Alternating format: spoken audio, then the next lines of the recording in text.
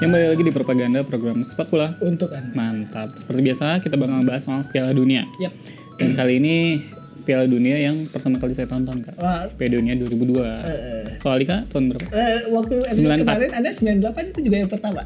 Jadi umur Anda berubah-ubah dia. 2022 saya waktu itu masih 2 tahun. Iya.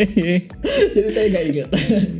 Ini yang pertama dalam sejarah ya, karena digelar di Asia. dekat banget sama kita. Betul. Jadi setelah mengitari benua Eropa dan Amerika, FIFA ini bikin gebrakan jelang Piala Dunia 2002. Betul. Mereka memutuskan ajak 4 tahunan itu digelar di Asia. Dan yang menarik, mereka menjadikan 2 negara Asia Timur sebagai tuan rumah, yaitu Korea Selatan dan juga Jepang. Betul. Nah, turnamen kali ini juga menjadi Piala Dunia dengan stadion terbanyak. Karena itu ada 2 negara yang melangsungkannya. Nah, tercatat FIFA memilih masing-masing 10 stadion dari 2 negara tersebut sehingga ada 20 stadion di 20 kota 20 kota yang berbeda. Betul. Nah, terkait peserta ada 2 negara debutan yang waktu itu baru merasakan Piala Dunia untuk kali pertama, yaitu Senegal dan juga Cina. Nah, sementara Belanda untuk pertama kalinya sejak tahun 1986 tidak lolos ke putaran final. Jadi ada beberapa kejutan lah. Tapi ini jadi menarik ya, Kak, karena kan ini pertama kali Cina. Sementara sepak bola tuh katanya awalnya kan? di Cina. Benar, baru bisa masuk Piala Dunia. Dan mereka itu negara dengan populasi manusia terbanyak. 11 saja nggak bisa. Aneh banget ya.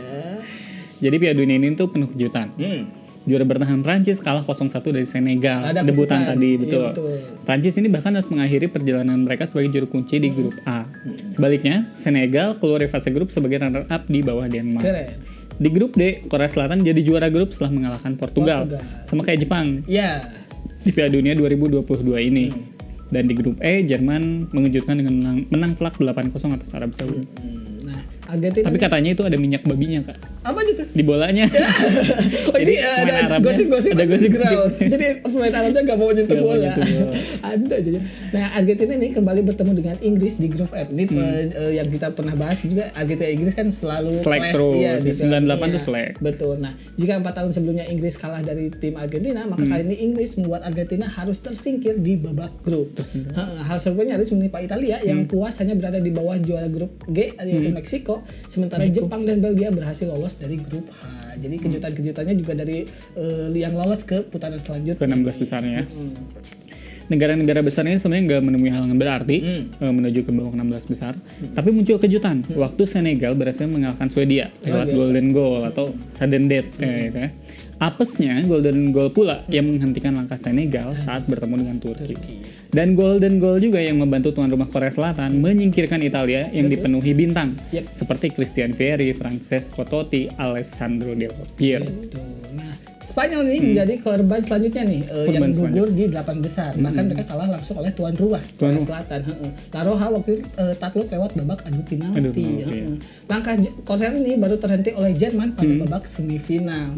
Nah, Brasil waktu itu di semifinal lainnya berhasil mengalahkan Inggris melalui gol spektakuler Ronaldinho. Spektakuler. Benar nih, kalau kalian lihat di YouTube nih gol paling terkenal. Gimana tuh golnya?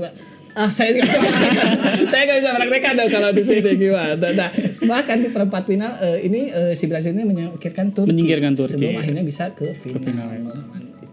Pada perebutan tempat ketiga nih, waktu itu pemain Turki paling terkenal karena dia juga sesuai namanya Hakan Şükür, karena dia biasa bersyukur dan suka makan sukun. Hakan. Saya kira ada pelesetan syukur ya, kenapa jadi Hakan ya.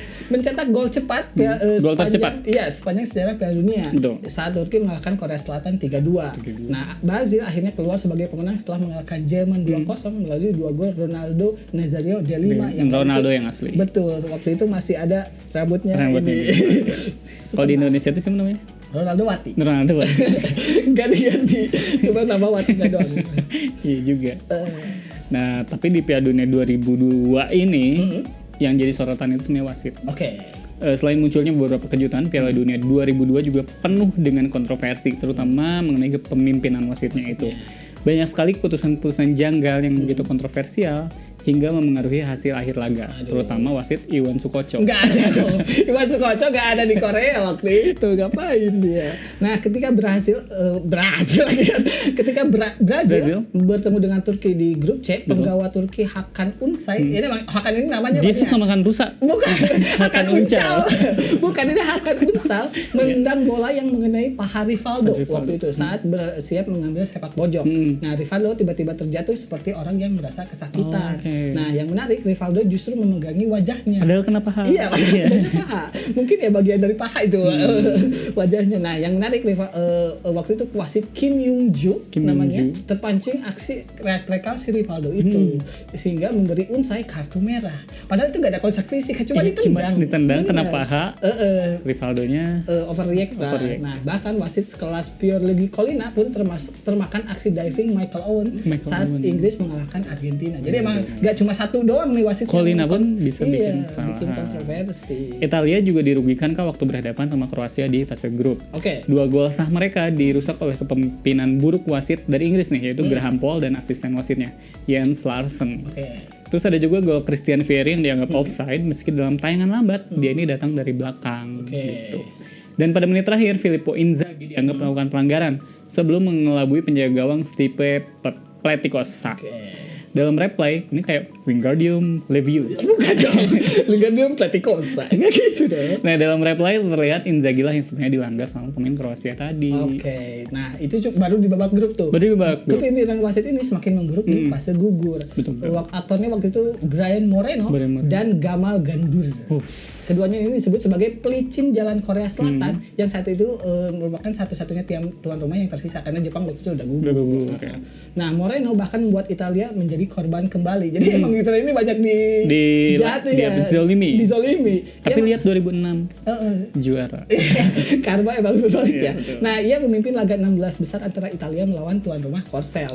Nah, ketika itu Moreno memberi kartu merah kepada Francesco Totti yang dianggapnya diving secara jelas waktu itu dilanggar. Padahal dilanggar dianggapnya diving ya. Gol Damiano Tommasi juga tidak disahkan meski ia berada dalam posisi onside. Nah, kepemimpinan Moreno bahkan membuat kesal pelatih Italia saat itu Giovanni Trapattoni. Dan kalau di YouTube ini tuh judulnya Italia Robbed oleh wasit gitu, by wasit. Karena emang jelek banget sih saat ditonton ulang si kepemimpinannya si Brian Moreno ini. Selepas Piala Dunia, Moreno tuh nggak lepas dari kontroversi. Dia pernah memberikan tambahan waktu 13 menit. Waktu itu belum lazim ya, karena kan paling lama 4 menit ya. 4-5 lah. Dan yang membuat ia dihukum 20 bulan tidak boleh memimpin laga. Dan pada 2010 ia ditangkap karena kedapatan membawa 6 kg heroin. Dan sebuah kabar ini justru disambut oleh para pemain Italia itu dengan senang. Kalau orang yang habis menjolimi kena azab memang jadi senang ya. Nah, sementara itu Spanyol menjadi korban kekejaman si Gandour ketika bertemu Korsel di perempat. Ini lagi-lagi Korsel ya, karena emang waktu itu santernya adalah tuan rumah bayar ke wasitnya. Sunderland Fernando Morientes tidak disahkan karena menganggap bola silang yang dilepas Joaquin itu sudah keluar, sudah out of play. Nah, dari replay bola sebenarnya masih di dalam lapangan bahkan. Nah, La Roja pun akhirnya kalah lewat adu penalti. Nah, dan Presiden FIFA Sepp Blatter, orang Tasik kayaknya. Bukan dong, Blatter itu bukan. Menolak adanya konspirasi yang menguntungkan Korea. Tapi waktu skandal FIFA terungkap pada 2015 lalu, Jack Warner yang saat itu menjabat sebagai administrator yang memilih perangkat pertandingan disebut-sebut menyuap si Gandour dengan sebuah mobil mewah untuk memuluskan langkah Korea ke semifinal. Pasti mereknya Hyundai. Bukan dong. Apa tuh? Hyundai. Nah, waktu itu juga banyak cerita menarik selain soal kontroversi di wasit tadi. Ada penampilan-penampilan yang nyeleneh dari para pemain, bahkan gaya rambut dan kostum yang aneh. Jadi salah satunya adalah gaya rambut ada nih gaya rambut mohawk yang digunakan oleh Umit Davala dan Christian Zieg. Waktu itu juga ada kuncir alat tari bowes. Ini epic sih. Iya, ini. Jadi kan dia terus ini dikuncir 2 gitu. Kenapa agak berendah ya? Rasis ada. Yang fenomenal tentu saja kepunyaan dari Ronaldo tadi yang memilih menyisakan sedikit rambut di bagian depannya. Iya, yang ikonik banget sampai sekarang tuh. Hal unik lainnya adalah kostum milik kesebelasan Kamerun. Mereka datang dengan konsep revolusioner, yaitu jersey tanpa lengan. Kostum ini sebenarnya diizinkan sama Federasi Sepak Bola Afrika dan udah jadi saksi waktu mereka jadi juara Piala Afrika 2002. Tapi FIFA ini menolak konsep Kamerun tersebut dan menyuruh mereka menekan kaos dalam tambahan karena ya takutnya mau ketek kan pemain lain gak enak kalau gak ada kena aja dong. Nanti kan pemain lain kayak curang dia curang gitu. Nggak mau deket-deket. Gak like ball kayak gitu gak usah lah. Aduh, yang Alika inget dari Piala Dunia 2002 apa? Kalau saya sih emang karena saya penggemar Korea ya. Betul. Waktu itu bahkan sebelum ada K-pop ya. Tapi emang waktu itu permainannya luar biasa terlepas dari keputusan wasit. Bahkan ya menurut saya pemain terhebat sampai sekarang Korea tuh daripada Park Ji-sung nih masih mending An Jung-hwan. An Jung-hwan yang mencetak gol kemenangan lawan Italia. Itali. Sama kalau saya mah ini Kak, stadion canggih yang di Jepang. Di yang Jepang atasnya bisa nutup sendiri, lapangannya bisa keluar.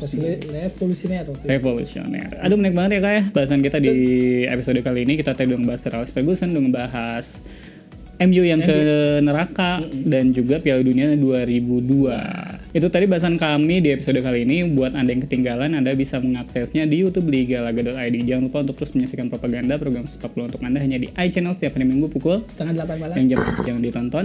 Saya Alika dan sekitar kru yang bertugas undur diri. Wassalamualaikum warahmatullahi wabarakatuh. Salam olahraga. Salam olahraga.